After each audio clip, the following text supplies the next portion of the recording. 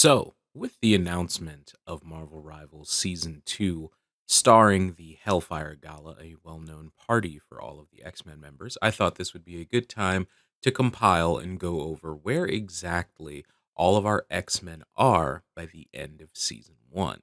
This includes Wolverine, Psylocke, Magik, Storm, Magneto, and newly added, of course, Emma Frost, soon to be. So I wanted to get a good overview of where all the X-Men are and what they're getting up to, all in one place, so that when the X-Men stuff starts with the Hellfire Gala, you've got everything you need to stay up to date. Thank you all so much for watching. Be sure to drop a like if you like the video, subscribe, and I'll talk to you at the end. Hawkeye has been deployed to rescue a long captured ally, and along the way picks up another important ally, all three of whom get a little too close to something very dark and very, very old.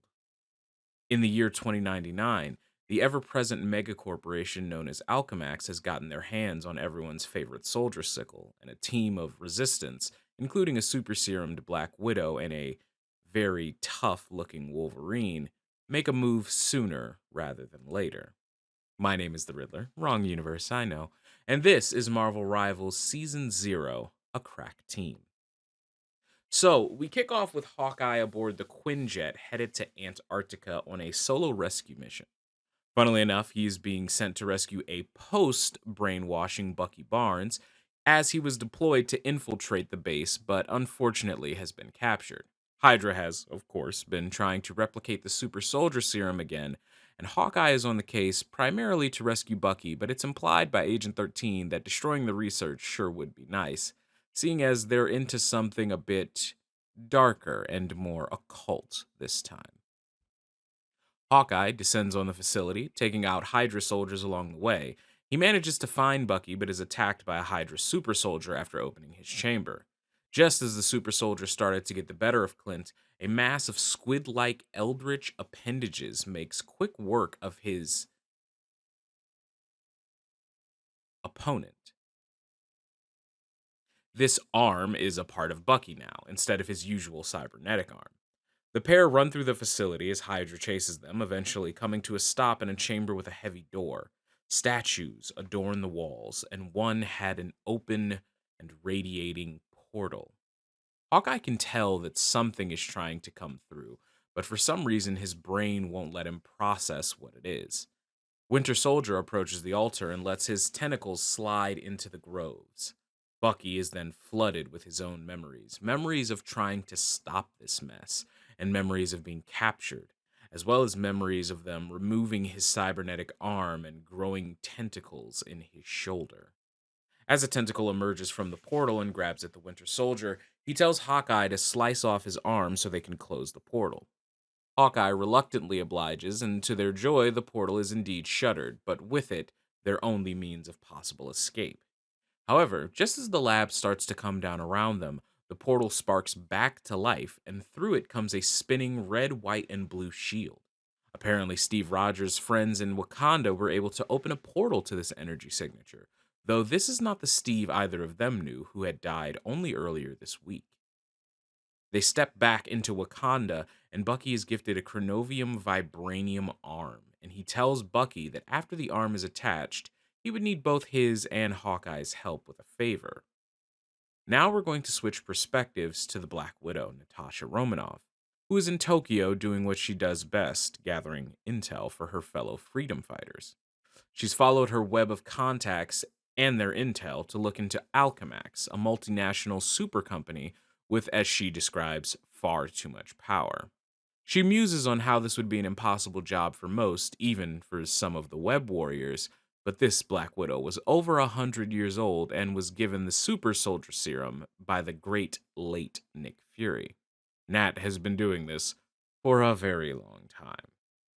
Trying to keep things as stealthy and non-lethal as possible, Natasha employs the use of Krakoan neurotoxin given to her by Wolverine, a fellow freedom fighter. After getting in, she roots through files on an array of topics, including serum research and the long-term medical benefits of Krakoan flowers. More importantly, she finds Alchemax's top secret asset, a stone-cold, frozen Captain America straight from World War II. After a quick catch up on where and when they are, the two fight their way back up toward the roof before they are separated by an explosion. Reluctantly, Black Widow retreats from the increasingly growing mess, wondering where the captain made it off to. Making a quick jump, we turn our sights to Wolverine, who's not drinking in a bar, but conversing in one with Magneto, the now protector of Krakoa. Logan is a member of the Resistance, committing himself to stopping groups like Public Eye, Alchemax, and Doom. He regales both Magneto and Fred Dukes, aka the Blob, but don't call him that, with his most recent excursion. When the explosion separated Natasha from Captain America, Logan was already on his way to Alchemax HQ. The explosion made him double his pace. Once there, he met up with Steve Rogers, who was being attacked by Doombots. After dispatching them, Logan debates on what to do with the Star-Spangled Hero. He can't take him to Krakoa for two reasons. One, Cap isn't a mutant. The Krakoan gateways and portals quite literally will not allow him to pass through. And two, if Alchemax knew that Cap was being hidden on Krakoa, that would bring mutant kind to the forefront of yet another war. Instead, Logan takes him to a safe house by the Resistance. Before giving him some of that good Krakoan medicine to patch him up, he tells Cap that he should head to Wakanda, seeing as Natasha was smart enough to make a deal with King T'Challa to work together against this Doom threat. Cap steps through a portal to Wakanda and soon after saves Bucky and Hawkeye from an Eldritch threat. And that is all that I got for you for this video. Hopefully you enjoyed it, and if you did, leave me a like and maybe even comment on whatever you want to see next. But this is getting interesting. So in the Marvel Universe, the Great Old Ones do exist. So we could certainly be talking about a very literal Cthulhu. We could certainly be talking about, like, a Shigagorath, a Shumagorath. Or we could be talking about the Marvel specific characters. Things like Chthon and the Darkholders cult. Much more specific characters than what we are thinking when it comes to Eldritch horrors, because those elder gods, as they're called in the Marvel Universe, they were born from the Demiurge, and those are some very active magical deities like Gaia, Ashtar, Chthon, etc., etc. So I'm wondering if the ancient evil is more similar to that. Perhaps that is what is behind the gates in the Hydra maps that we play on. Hopefully, I hope so. We will see in our next video when we start talking about what's going on the magical side of all of this, now that we have covered the cosmic as well as the alien. And we're going to take a trip into Marvel's magic side, check in with Magik, see what she's been doing, and why she was so reluctant to leave the battlefield she was on with Venom. But yeah, my big hope is that we're seeing some Chthon here. He is the original creator of the Darkhold. The Darkhold is a fragment of his powers. He is also, of course, closely related to Wanda and the Scarlet Witch and all of those things. So I'm hoping we get some more of that, because I love sorcery when it comes to the Marvel Universe personally. But yeah, that's all I have for you. Thank you so much for watching. Leave a like if you like the video. Subscribe so you can catch the next video that's coming out. Season 1 is going to come out very, very soon, and you want to be up to date on all the lore before I start the Season 1 lore. Otherwise, you're going to end up behind. This is how comic books get you. They just keep releasing things. You have to keep up with the videos. I swear, I'm trying to help you. Please. Thank you all so much for watching, and until the next time I see you, be good people. Who is Darkchild? Why does Magik name drop Limbo every 11 seconds? And is she technically the Sorcerer Supreme? Let's talk about it. My name is the Riddler. Wrong universe, I know. And welcome to the first Marvel Rivals character profile for Magik, the Queen of Limbo. So let's start with the basics that, as far as we know, remain to be true from the comics into Marvel Rivals. Ilyana Rasputina, also known as Magik, is a Russian born mutant whose X gene gives her the ability to travel through portals that she calls stepping discs. When she was a young child, she was kidnapped by an evil sorcerer who drug her to a hell like dimension called Limbo.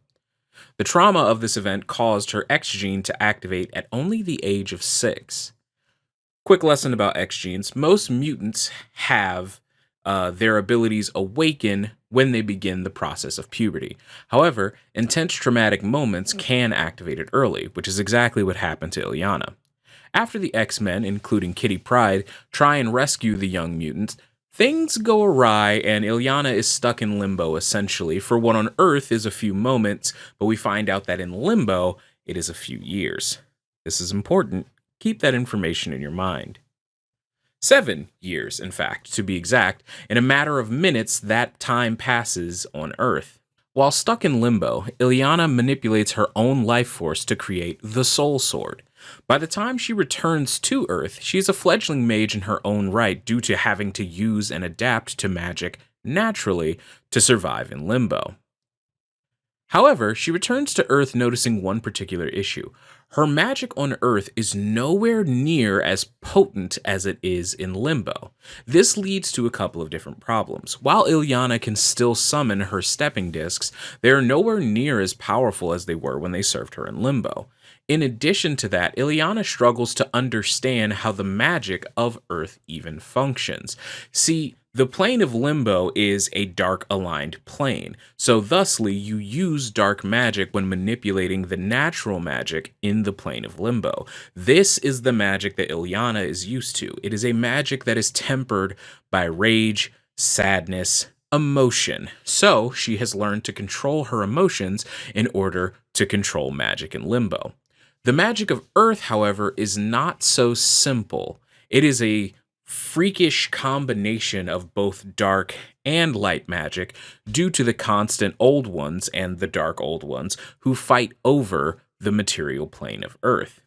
Professor X, being an expert, get it, in mutant physiology and psychology, doesn't really know anything about sorcery.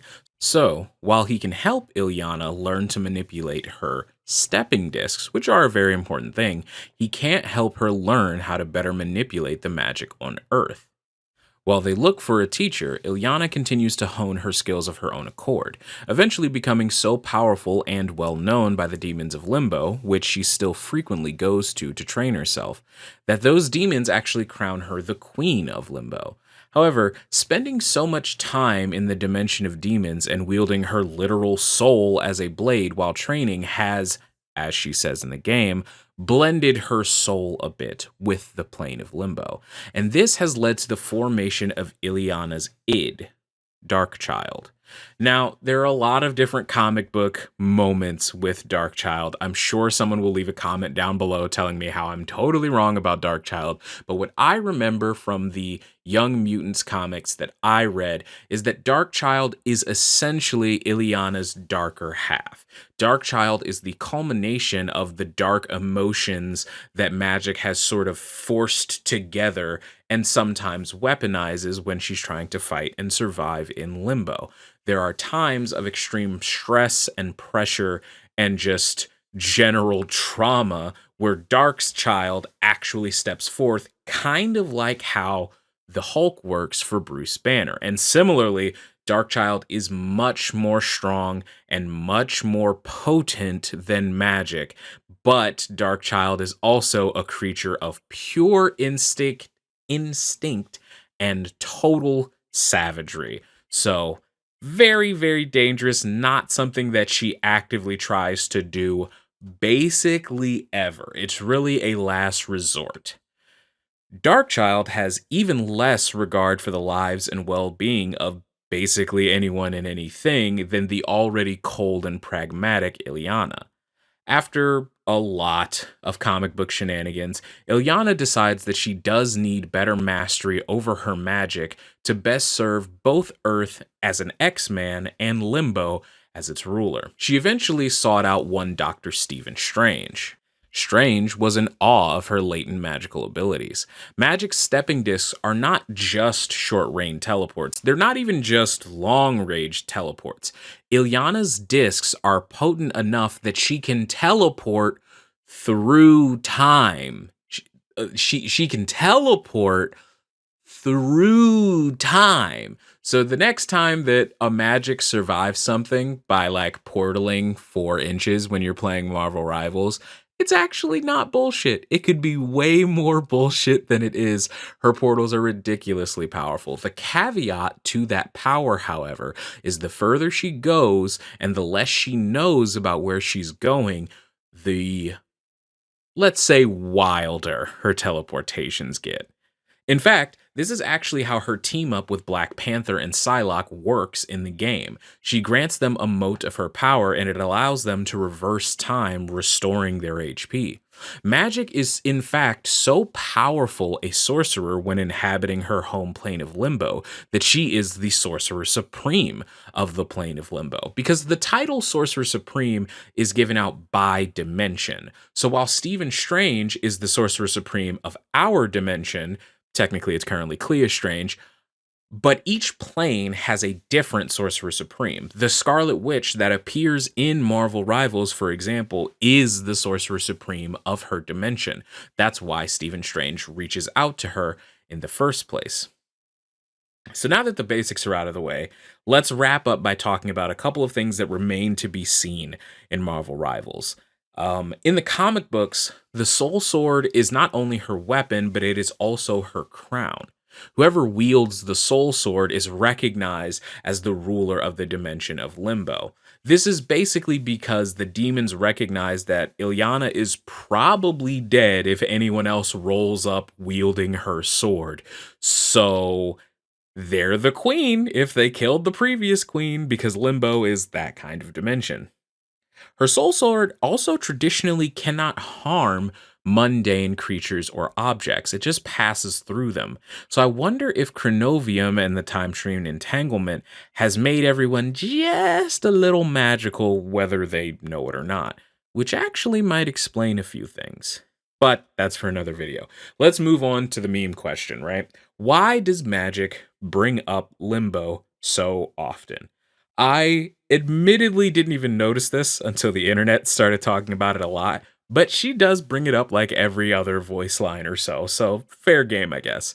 I think based on the lore of her in-game, the best guess I could give you is probably that we know time passes differently in Limbo. So when you stack the time stream entanglement on top of that, I think Illyana has just been in Limbo for a very long time. She kind of doesn't have anything else to talk about. If she's been in Limbo for as long as Krakoa got hurtled through the time stream, Illyana hasn't experienced anything besides Limbo in possibly like hundreds of years. So I think maybe we could cut her some slack for only having one thing to talk about. It's kind of like when you have that friend who's going to college and you live in a small town and all they can talk about is all the stuff they did while they were at college. It's like, well, that's all they've been doing. So I don't know. It's not that big a deal. Who really cares? She kind of doesn't have anything else to talk about though. I mean, obviously, the real answer is there's only so many voice lines because it's a video game, so you're going to hear the same lines a lot. But that's all I have for you today. If you like this video, like the video. Do you think we'll be seeing Illyana's brother, Petor, aka Colossus, in-game? Let me know in the comments down below. Thank you all so much for joining me. I plan to be doing a lot of these, and I'm going to start with the characters that we have the most questions about. Next up, I have someone in particular who is just chock full of interesting lore bits. Until the next time I see you, drink some water, wash your hands, tell someone you love that you love them, and be good people. A large chunk of people, me and my friends included, assumed that we'd get Quanon because she's kind of the quintessential version of Psylocke. And then we didn't. So let's talk about who we did get. Hi, my name is Riddler, wrong universe, I know, and this is Marvel Rivals Season 1 character profile for Psylocke. Okay, So first, before we get into the Psylocke that we did get, let's talk about the Psylocke that we thought we would get. We can start with the original rendition of the character. Psylocke was originally a woman named Betty Braddock, a British telepath that fought mostly with her telepathic abilities. Like most old school psychics of comic books, she fought with no weapons and instead threw around purple energy beams and, told people to stop fighting. Um, that is until she was captured by the Hand. The leader of the Hand kidnapped Betsy and had her switch bodies with his comatose lover, a woman known as Quanon. When he did this, it mentally merged and body swapped the women, meaning while Braddock didn't have explicit total physical control of her body, she did have joint mental control. And while Betsy primarily was in control of Quanon's body, there was still the underlying psyche of Quanon that always existed within Betsy. This changed a lot about the way that Betsy approached being a superhero. She suddenly took on much more ninja-like traits as her body was trained so deeply, considering she was inhabiting the body of Quanon by the Hand, that she essentially became an assassin. It's kind of confusing, so don't worry about it too much. Now, Quanon, on the other hand, became Psylocke after Betsy Braddock was killed by a woman named Sapphire Styx. Once Betty died and her consciousness was obviously untethered from the mortal coil, Quanon's psyche remained. And she is such a powerful telekinetic after joining minds essentially with Betsy that she telekinetically rebuilt Betsy's original body and returned her to it while taking the alias of Psylocke, returning to her original body. Betsy Braddock from this point forward becomes known as Captain or Lady Britain. And that's basically where things are right now with Quanon. Obviously, she's done things since then. It's been a few years since that happened. But she is still currently Psylocke in most continuities of Marvel Comics, except for one. Well, technically, more than one, but only one that we care about. Psylocke on Earth TRN 1033 is a woman named Psy. Psy is a wandering adventurer looking for somewhere nice to stay every night. As she mentions in the game, she has a wolf named Logan. The two come across a village dealing with a Hulkamaru, which is basically just like a wild Hulk creature or Oni, like Psylocke says in the game. She works as a peace broker between the village and Hulkamaru, who has a child and is only stealing the villagers' food to feed them, because they need to team up and slay a venomized snake named Orochi. And I explain that entire story in one paragraph, because that's where it ends. That's the whole story, and that's the only story that Psy has ever appeared in. It's not very long. It's the length of one comic issue, and it's kind of just a special thing that was done a few years back to give a fun little take on Psylocke, in a black and white feudal Japan monster hunting era. But what I think is important about it is it proves beyond almost anything that Marvel Rivals is pulling even more obscure versions of characters. Obviously, we have characters like Jeff the Land Shark and Squirrel Girl, people that no one's ever really heard of, but Marvel Rivals is not limiting themselves to that. They are also pulling out obscure versions of characters that you have heard of. And I think that's important to make a distinction of, because it implies to me that they are not afraid to grab a lesser known version of a character so that they fit the story, which means they care about what the story is and where it's going, which is very exciting for me. Obviously, this is like my 16th video talking about the lore of this game. I care about it more than the average person. Most people just want to shoot things, which is totally fine, by the way. So not only might we get Paste Pot Pete, but we might get a variant of Paste Pot Pete that has only appeared like once, which is cool to me. I don't know. I think it's cool. But that's Psylocke's backstory, and Psylocke's backstory, and Psylocke's backstory. But what does she get into in Marvel Rivals? Well, she's actually a member of a trio of heroes who were kidnapped by the Collector.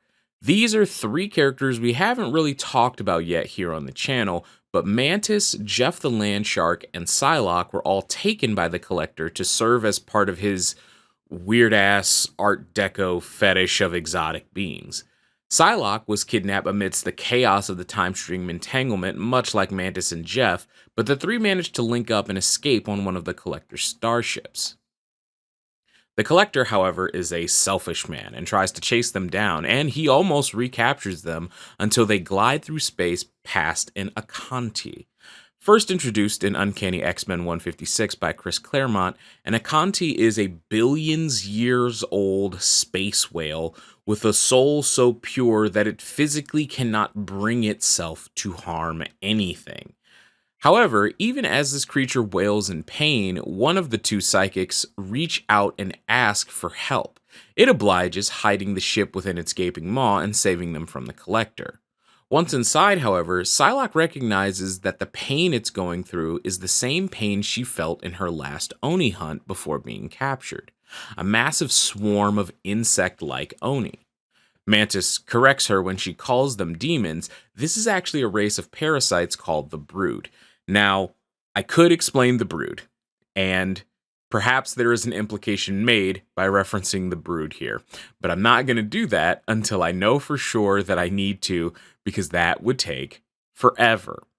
Using the power of empathy, the trio is able to push the Hive Mind Queen and all of the Brood from the innards of the Encanti, who is so grateful that it agrees to take them back to the intergalactic empire of Wakanda, which, by the way, confirms that this Mantis is from this universe. So despite not being with the Guardians of the Galaxy when they were hired by Shuri to go to Clintar, this is the Mantis that would be a part of their Guardians of the Galaxy. It is not a Mantis from 2024, but from 2099. And that is also the explanation for why Mantis has that super sick vibranium suit, like the skin from the Battle Pass.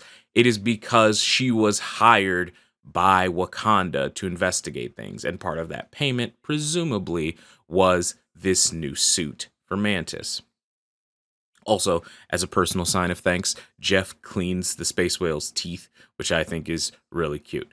Anyway, on the way to Wakanda, Mantis receives a distress call from the Guardians of the Galaxy because they're currently stranded on Clintar. In a similar fashion, Psy receives a psychic calling that simply says, "To me, my X-Men." Jeff decides to stick with Psy as the three begin to split and part ways, and they try and begin finding out who exactly is calling out to her. And that is what I think is probably the most interesting thing that happens in her story. Because over the years in Marvel Comics, many people have used that classic call out to assemble the mutants. But in the midst of this time stream entanglement, who is calling out for the X-Men? Is it Charles Xavier? Is it Jean Grey? Is it Emma Frost? It could be Cyclops with the help of Cerebro. We have no idea who is calling out to Psylocke or why she finds the voice familiar. Because that's very interesting when you think about it. In the one appearance of this character in the comic books, there are no X-Men. She's not in the X-Men. She's just a wandering adventurer who kills Oni. That's it. There's no like home base that she goes back to, or even the concept of mutants and mutant kind is kind of foreign to Psylocke. There are a couple of lines with Magneto in game where she has to kind of realize why she has these powers because she doesn't know. So the fact that the voice seems familiar to her, despite being a voice that she's never heard before, makes me lean toward the idea that the voice calling out to her was Jean Grey. Because while she does not know any X-Men, and while she's never known any X-Men, Psylocke is very in tune with life. In her story, we see her acting as a bridge between humanity and Oni kind, because she believes that life should be protected. And the Phoenix Force, the extra-dimensional entity that inhabits Jean Grey, is the personification of all life that has been, is, and ever will be across the multiverse. The Phoenix Force is the totality of all life across the multiverse. That is what the Phoenix Force is, and that's why the Phoenix Force can never die. So long as there is life in existence anywhere, the Phoenix Force exists. So, if it's the Phoenix Force, it doesn't matter that she's never technically met Jean Grey because it's all the same thing. She would recognize the feeling of life, the presence of life. She would recognize that, especially with her being as powerful of a telepath and a telekinetic as she is. So that's going to be my guess, especially because we know that the Phoenix is explicitly aware of what's going on in the multiverse right now because the Phoenix Force sends Adam Warlock in his cocoon to Clintar because he knows that he's got to go there. So she helps him out. So my guess is that it's going to be Jean Grey and the Phoenix Force that is calling out to Psylocke, which I then have to assume means that Jean Grey will be in the game sooner rather than later. Back on topic though. Similar to Iron Fist, I think there is a purposeful person doing this call out, and I don't think that NetEase is leaving the answer blank to be filled in later. Even if it isn't Jean Grey, and I'm wrong about that theory, I think NetEase knows who it is. It is a definitive person who is doing this call out. I think we just haven't gotten to who it is yet, or why they are assembling the X-Men. All that to say, man, we got a lot of content that is going to be added to this game in the future. You have to assume that the Collector is going to appear as a villain and maybe a map, right? I mean, 3 characters are directly tied to the Collector already. So you have to assume that that's going to be a thing because Hydra only has like 3 characters that mention that and they got a whole map. So the Collector's got to pop up at some point, right? The To Me My X-Men call out implies that someone mutant and psychic is going to be added rather soon. I think the launch roadmap for this game has like 2+ years of content via plot threads in it. Like, we still haven't gotten through everyone's season 0 stuff yet. This is the season 0 stuff still that we're still going through in season 1. And every time a new character joins, we get more lore. And even then, we still have 2 lore entries for everyone that haven't been unlocked yet as of season 1. There's so much meat on this bone, and I'm loving going through it. But that's all I have for you in this video. Thank you for listening to my rambling. If you like the video, and give us a subscribe. At the time of recording this, I'm real close to 100 subs, and that would be an awesome milestone to hit before January ends. Thank you all so much for the support on these videos. They are very fun to make. And until the next time I see you, drink some water, wash your hands, tell someone you love that you love them, and be good people. So, what does Krakoa look like in the midst of the time stream entanglement? Is Magneto in charge of everything? And just who gave Magneto the ability to communicate across planes of existence? Let's talk about it. My name is the Riddler, wrong universe, I know, and this is Marvel Rivals Season 1 character profile for the Master of Magnetism, Magneto. So, let's start with a good point made by a commenter. In my last video about Psylocke, I go on like a 2-minute rant about who possibly could have reached out to her in the far reaches of space, and I talk about Jean Grey and Professor X and a bunch of theories and things that I mention. A very helpful commenter, who I pinned in that video, was just like, I mean, did you read Magneto's story? And I can't lie to y'all, I was like, oh yeah. Right. That it does say that. So long story short, Magneto is the one to reach out to Psylocke. Very good catch. I encourage y'all to do that, by the way. If I say something wrong or pose a question like that has a very clear answer that I've forgotten about, feel free to answer or correct me. I have read everything that is in the game, but there's a lot of things to read in the game. So things that are not immediately memorable to me tend to end up slid to the wayside. And I can forget about things. It happens. Thank you. But all of that brings me to today's video. Magneto, as I'm sure you all are aware, considering he's one of the more popular members slash enemies of the X-Men, is not a telekinetic. So how exactly does he reach out to Psylocke way in the middle of nowhere? Well, not nowhere specifically, because nowhere is a place, but the far reaches of space, wherever she is after helping out the space whale. In order to answer that, we actually have to turn the clock back ever so slightly. In Magik's story, she's approached by both Wolverine and Scarlet Witch to save a young mutant girl who got trapped in limbo when things went screwy with the time stream entanglement, much like Illyana did herself when she was a child. After they find that girl, Logan does what mutants always have since its founding and takes her to Krakoa, where Magneto is musing to Storm about the predicament Krakoa has found itself in.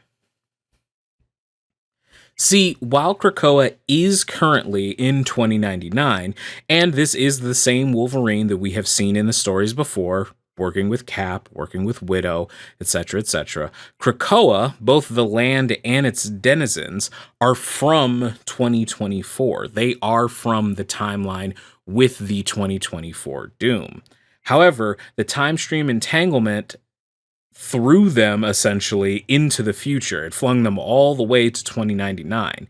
And the time string entanglement also seems to flow in some ways like a river or an act of nature, and Storm was able to handle it, so they landed safely. Now, that is a massive understatement of the weight of what Storm does to save Krakoa, but we are going to go more in depth on that in the next video. Obviously, as a safe haven for mutants of all ages, there are a lot of disheveled children that Storm and Magnus are both trying to help out. That is when the trio of Magik, Wolverine, and Wanda arrive with the young mutant girl in tow. After a heartfelt reunion, Scarlet Witch tells everyone that they cannot just sit in their respective dimensions hoping to not die and holding things together by a thread. They need to work together, an idea she got from helping out Stephen Strange from one Sorcerer Supreme to another. Magneto doesn't really like the concept of helping humans for several very legitimate reasons, but even he must agree only if the terms are beneficial on both sides. He wants to continue Krakoa's true goal and his life's work, providing a safe and nourishing place for the existence of all of mutant kind. So he removes his classic helmet, which you can still see in the Master of Magnetism skin, and crafts a Cerebro from scratch in about 5 seconds. Once again, the lore moments in this game give me so much hope as a comic book fan. We talk about how incredibly powerful Adam Warlock is. We talk about how incredibly powerful Magneto is. These people have such fine-tuned control of their powers. It's that old comic book trope, right? Where it's like, there's no point in power scaling in comics because in some fuck-off what-if issue from 30 years ago, you know, they said Scarlet Witch can casually move nebulas or whatever. Like, the powers just get so wild that it's hard to really picture how that functions in a video game. In fact, I've been working on a little bit of a theory, if you will, on how exactly Marvel Rivals works diegetically, of course. Because if you really think about it, with the way that most of these characters work, the Punisher should not be able to kill Storm under any circumstances, right? And obviously, the reason they can is because you can't do power scaling like that, otherwise the video game doesn't work. But diegetically, I think that Storm's story actually gives us a very helpful clue into why in-universe these fights and encounters are so close. And, say it with me, kids, what's the reason? Chronovium! Yay! We haven't talked about it in quite some time, but I do think that Chronovium has a lot to do with how these battles are working and taking place. But we will talk about that more in a separate video. This video is still about Magneto. So, after he creates Cerebro from scratch in 5 seconds, like I said, Wanda proceeds to enhance Cerebro with her magics, opening Cerebro to interdimensional use. And during his first usage, he sees a couple of interesting things. He sees what he describes as a golden light trying to burn out the darkness, as well as a king of the seas preparing to strike at the surface, a nod to Namor and Luna Snow's current going on story, and thousands of more before he finally sees a telepathic ninja trapped in a strange world of unholy amusements. Now, I am a little split on what exactly this means, because to my knowledge, while it was highly suggested at the time, I think this is the first confirmation of Adam Warlock being a mutant. Because Adam Warlock is not a mutant in the way that you think of like Scott Summers or Bobby Drake or, even Colossus. Adam Warlock is a mutant among his race. He is a mutant among his race. Despite not having an explicit X gene, he's considered a mutant by his people. So the upgrade of Scarlet Witch's magic on Cerebro has expanded Cerebro to account for not only mutants that have X genes, but even a step further to that. If you are a mutant of your race, Magneto's new Cerebro can reach out to you telepathically. So it's sort of like exponentially increased the power of Cerebro, because the way Cerebro originally worked is that Xavier and Jean Grey and whatever other telepaths could use it almost as like a conduit to project their own powers out through the connection of an X gene. Magneto doesn't have telekinesis or telepathy. He does have telekinesis technically. Magneto does not have telepathy. He does not have that power. He does not have that ability. That is part of Scarlet Witch's magic. And since it is not amplifying his own X gene powered telepathy, it seems like it has expanded beyond those constraints and can kind of reach out to anyone who is considered a mutant of any kind. And I think, who's ready for the crazy theory? I think this is how we get the Inhumans. I think this is how we get the Inhumans, because Inhumans have always been so close, but technically different than the mutants in the comics, much to Marvel's disapproval. Marvel has tried several times to write out and get rid of the Inhumans, and for some reason they just don't. They just keep making stories with the Inhumans in them, and I don't understand why.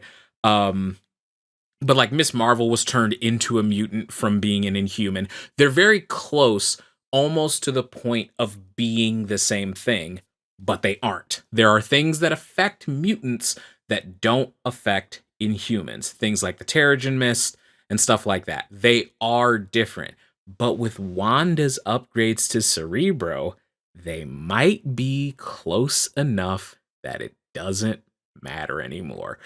But once again, like I've said like 3 times this video, that is a theory for another day. Thank you all so much for listening to this character profile for Magneto, the Master of Magnetism. If you like the video, like the video. If I said something wrong, call me out on it in the comments, or if you want to just tell me I'm having a great time here, then go ahead and do that too. Make sure you subscribe. We're so close to 100 subscribers, which is fucking awesome. I went from having like 10 or 20 subscribers at the start of January, and January is ending today, and I've got almost 100. That's incredible to me. And I appreciate you all so much for sticking around. I know there are a lot of different places that have started doing the lore of Marvel Rivals, and I'm so thankful that you're still kicking it around here with me. I'll keep the videos coming. Like I said, I've got that Chronovium theory to sort of explain what's going on. Storm will probably be the next video, which I might drop a little early. Maybe I'll drop that one on Saturday. Who knows? But thank you all so much for joining me. And until the next time I see you, drink some water, wash your hands, tell someone you love that you love them,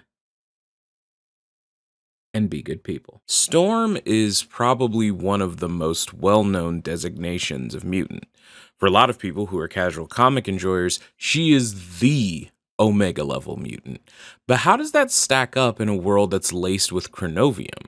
If chronovium can make mortals and bullets strong enough to put down Asgardians with ease, does Omega level mutant really mean that much? Or is Storm outpaced in this new environment? Spoiler alert, no. No, she is not. Let's talk about it. Hi, my name is Riddler, wrong universe, I know. And this is Marvel Rivals Season 1 character profile for Aurora Monroe, aka Storm. So when it comes to Storm, there are a few people quite as well known and powered as her. On top of being one of the most classic X-Men, she's also seemingly endlessly powerful and forgiving. Marvel Rivals stays true to this in its depiction of her. Storm is naturally gifted by her X gene to feel even the tiniest swirls and changes in the environment. However, Storm is also a very busy woman. She is sitting on the Quiet Council of Krakoa and the Great Ring of Arakko. The Quiet Council is probably easy for you to assume what exactly it is. It's the silent but ruling party of the mutants on Krakoa, comprised mostly of X-Men that lead Krakoa as a nation and act as its governing body. Arakko is actually quite the same. For those who don't know, Krakoa is a living island, and much like its cousins that it allows to live on its surface, Krakoa is a mutant. And Krakoa, being a mutant island, is actually a large reason why mutants are so safe there. But Krakoa was not the only living mutant island. It essentially had a twin named Arakko that broke off of it in sort of a Pangea situation. Due to some meddling and nefariousness from Apocalypse that we won't get into here, Arakko ended up on Mars with a large chunk of the quote-unquote original mutant population. Through a dicey chain of events, Storm found herself on Mars with these mutants, and eventually, like most mutant communities, they elect the goddess to be one of their ruling bodies. All of that to say, Storm is very busy when the time stream entanglement happens, but eventually the disaster takes precedence over bureaucracy. From Storm's perspective, we get to see the time stream entanglement splinter reality. Trees grow hundreds of feet tall, insects move through millions of lifespans in the time it takes her to exhale. The stars in the sky shift so dramatically that she doesn't recognize them. Plants all around her grow, bloom, and die in an instant. And then, a pretty important bit if you ask me, Storm sees Arakko and Krakoa appear before her almost as if they are molding into each other, overlapping and hybridizing. Storm then notes another thing. The harder the wind seems to blow, the faster things seem to transform. She even spots tiny slivers of a strange material that, when they collide with her, seem to hinder her ability to locate herself in space and time. Then Storm has a realization. This is a storm. A hailstorm, a maelstrom on a galactic warping level, but that means nothing to Aurora Monroe. No matter the size, no matter the ferocity, if this was a storm, it would bend to her will just like all the rest of the storms. Guided by her well-trained instinct, Storm reaches out and feels the pain and fear in both Arakko and Krakoa as the twin islands meld together. Storm then feels how this time storm is twisting and bending together reality itself, and for a moment, she understands the mechanics of how that's happening. And in the same way that electricity crackles around her body in the atmosphere when she wills it, so too does space and time. And as it does, she feels a million different versions of herself from a million different realities, but they do not even faze her. She had understood this storm, and that meant her control of it was a matter of diligence. As she began to quiet it, she also understood the boundaries of her storm may be beyond her total control. But over this one small part of Krakoa and Arakko, she could and would exert her influence. She began to guide both Krakoa and Arakko through the currents of the storm and thusly through time. Gradually, she channels the time storm and until the two islands are separated. As they do separate, Storm watches more of these strange crystals fall to the ground across the island's surface. In the ensuing chaos, the two places had gotten so mixed together that Storm was no longer on Mars/Arakko. She was once again on the island of Krakoa. Storm then thinks a flurry of questions. How did she get teleported between planets? Was Arakko even okay? Was this the right timeline to be in? And who in the hell caused that storm? She even muses that when in the eye of the Tempest, it may have been more powerful than her contact with the Phoenix Force. I'm going to say that again. Storm says it may have been more powerful than her contact with the Phoenix Force. I've mentioned the Phoenix Force a couple of times, and I think people would probably know it best as being an entity that is hosted inside of Jean Grey. But if you don't know what exactly the Phoenix Force is, it is the totality of life energy across the multiverse.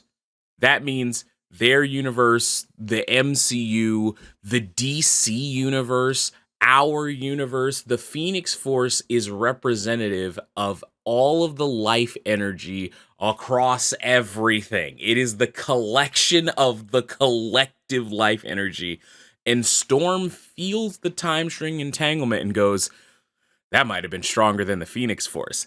That is insanity. I cannot overstate what that implies. And Storm does not strike me as the type of person. I mean, she could be wrong, I suppose, but she probably isn't, right? Like, she probably knows what the hell she's talking about. And if you continue to think about it along that train of thought, we have seen Loki get a power up from Chronovium.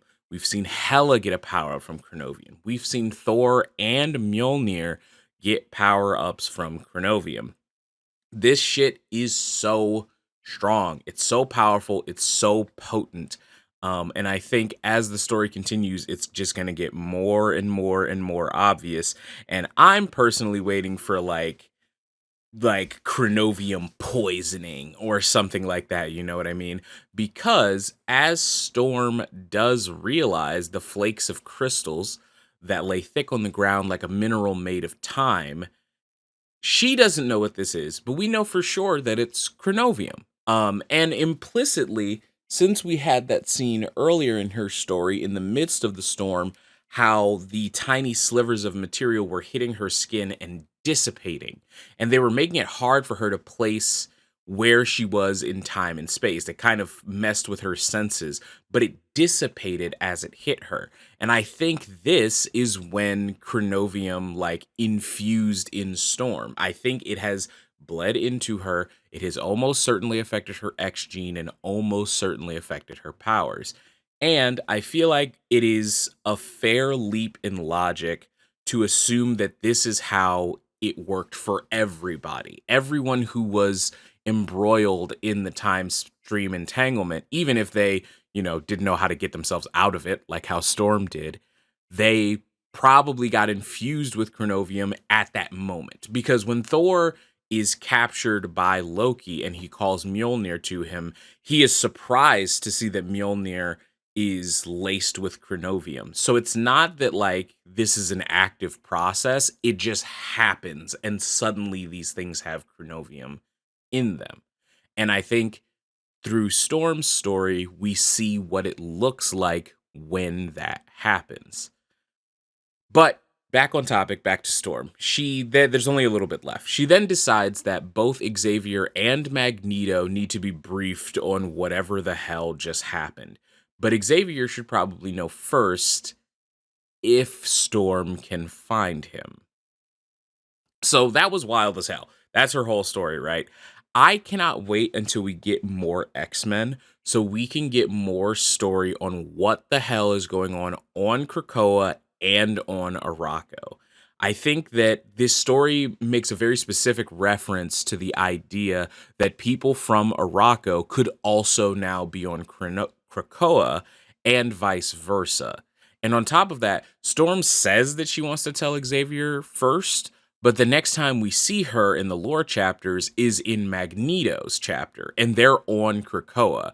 So did she find Magneto first? Have they found Xavier off screen and managed to talk to him? Or do they just not know where Charles is? He could be on Arakko. I've been thinking we'll get a Krakoa map maybe we'll get an Araco map. I don't even know at this point. On top of that, we explicitly get that scene of Chronovium in its most volatile form during the midst of the storm, and it hits like rain hitting a sponge. So one would have to assume, similar to Loki and Thor and Hela on Yggdrasil, that this infused Storm with even more power and more Chronovium. So who knows what the upper limits of Storm's powers are right now? Because they were already astronomical, right? But she's got to be even stronger now because she's basically got soaked in a Chronovium hailstorm. Um, but this is leaning real hard into my ever growing theory of how Chronovium is working and how this game is working. But all of those things are admittedly for a different video. In the meantime, thank you so much for joining me. If you like the video, and maybe think about dropping a subscribe if you've been around for the past couple of videos. We just recently hit over 100 subscribers, which is amazing to me. All of this progress on this channel is coming from January. It's just coming from January, and it's coming from Marvel Rivals. I've gone from like 6 subscribers to 100, and I know there are a lot of YouTubers out there with way more, but that's super fucking exciting for me. I appreciate it so much. I'm loving going through this game, and I'm so glad that you all are enjoying it, and hopefully you stick around. So maybe drop a comment, drop a subscribe. Let's fucking chat, dude. This game's cool, and I'm really glad to be going through it. And until the next time that I see all of you lovely people, drink some water, wash your hands, tell someone you love that you love them, and be good people. And that is essentially it. That is where all the X-Men stand as of the end of season 1 of Marvel Rivals. We'll be getting Emma Frost and we'll be getting Ultron next season. So where the hell is Blade gonna fit into all of this? Who knows? Are we gonna get Jean Grey? Who knows? There's only one way to know for sure, and that's to stay up to date. So make sure you like, comment, and subscribe to the video if you like the video. Leave me a comment down below talking about what X-Men you would like to see in the game. God knows that there are plenty to pick of. And how excited are you to begin season 2 in just a little over 8 days at the time of recording? Thank you all so much for listening. And until the next time I see you, wash your hands, drink some water, tell someone you love that you love them, and be good people.